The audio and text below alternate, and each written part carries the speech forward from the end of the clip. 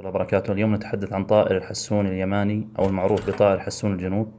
هذا الطائر من أحد فصائل الحساسين البرية، يتغذى على الحبوب وعلى الأشواك وعلى بعض الديدان. يمتاز الذكر باللون الداكن خلف الرقبة، تمتاز الأنثى باللون الباهت خلف الرقبة. هكذا يتم تمييز فصيلة الإناث من الذكور في هذا الطائر. هذا الطائر يتواجد على امتداد سلسلة جبال السروات من منطقة الطائف إلى إلى اليمن، ثم إلى جنوب عمان، منطقة عمان.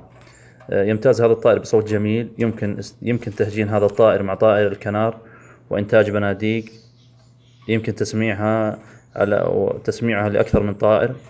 يمتاز بالذكاء هذا الطائر وجمال في التغريد. يفضل تربيته داخل المحميات الاستمتاع بصوته الرائع،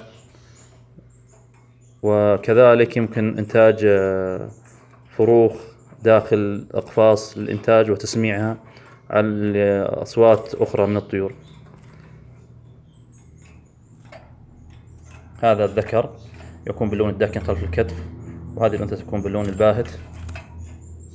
هو طائر بري موجود في المملكة العربية السعودية، ومن أفضل أنواع الطيور المغردة.